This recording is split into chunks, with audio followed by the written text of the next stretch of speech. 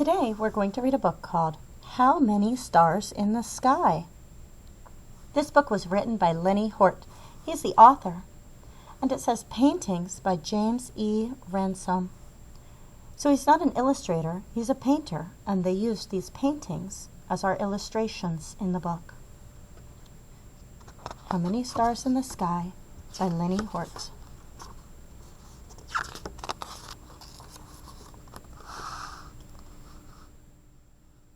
How many stars in the sky?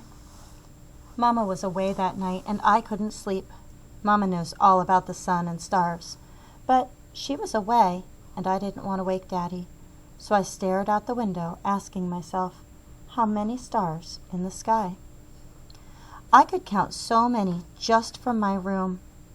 I leaned out gazing over the backyard. How many stars in the sky? I went outside with a pad and pencil. I started to count. I filled up one whole page of the pad.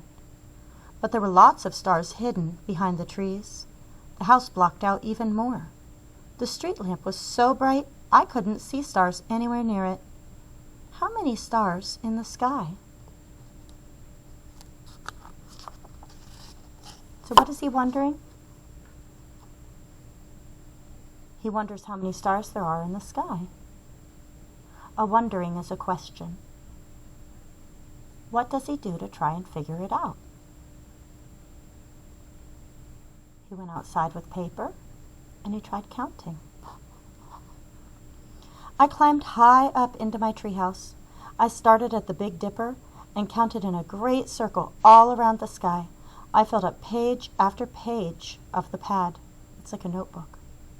But when I got back to the Dipper, it wasn't where I remembered it.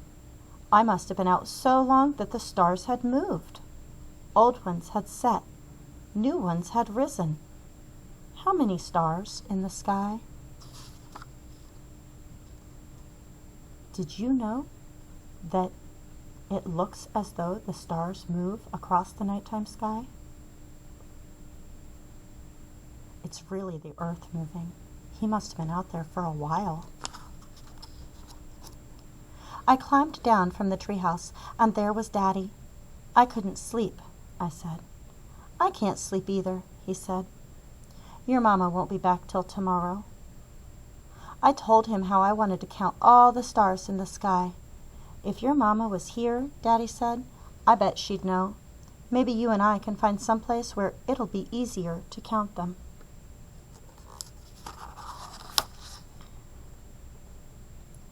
So what was the setting they were in before?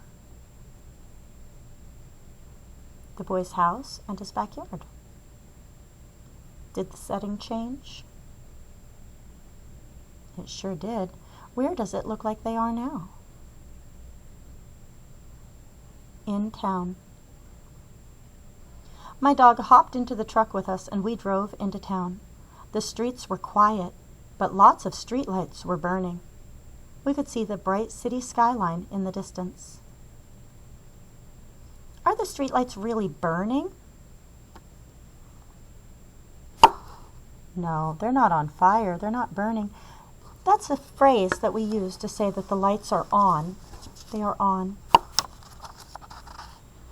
Daddy and I counted 25 or 26 stars. He said he thought one of them was the planet Jupiter. This isn't a good place to see stars, I said. It's not a bad place to count them, though, he said, but it's still too hard. Let's go where it'll be really easy. I wonder where they're going to go next.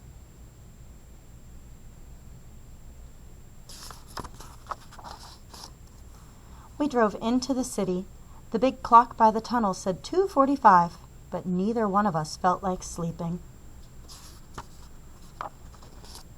We parked by Mama's office. There was a department store with a brightly lit display in every window. There were street lamps on every corner. Boy, they just keep telling us about where all the lights are. I wonder why. There were dazzling neon signs. Headlights flashed from a steady stream of cars. Powerful searchlights beamed from the roofs of the skyscrapers.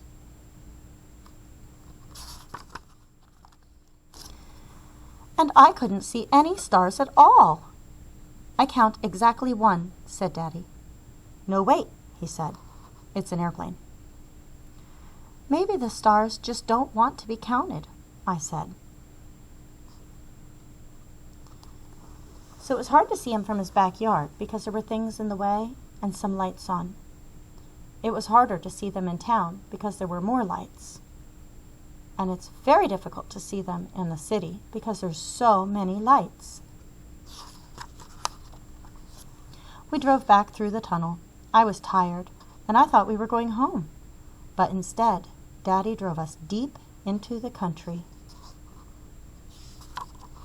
That's a word that we use for out in the middle of nowhere. There's not lots of businesses. There's not lots of lights. So it'll be very dark. There weren't any cars. There weren't any streetlights. There weren't any houses. Even the moon had set, and I knew we would never count all the stars. No matter where I looked, new ones appeared every time I blinked my eyes. Daddy pointed up above and showed me the Milky Way.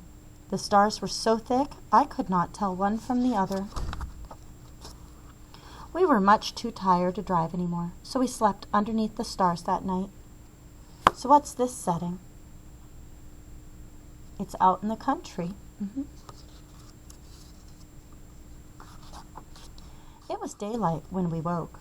Daddy, I said, all those stars are always out there even when we can't see them, right?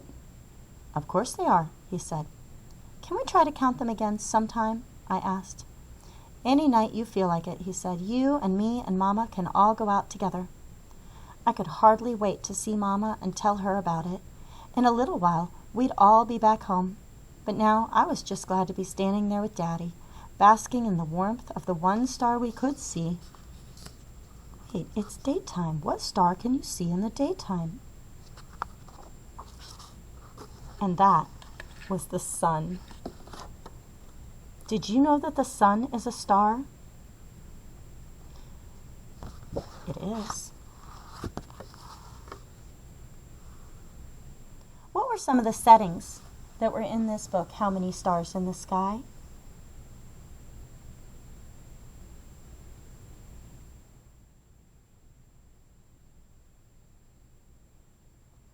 Yep, the backyard, town, the city, and the country. What was it the boy kept wondering throughout the whole book? What was it he wanted to know?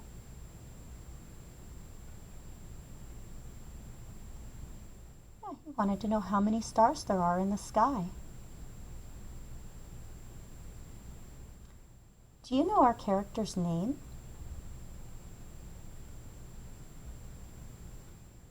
No? Neither do I. Sometimes an author will write the book from the perspective of the child or the main character, and they'll just say I all the time. So we never ever learned his name. Our main character is this boy. His daddy is in the book a lot too, so he's a good character. And they talk about another character. What character do they talk about that we never see? Mama. She's away right now, but she's going to come back. Thank you for reading this book with me.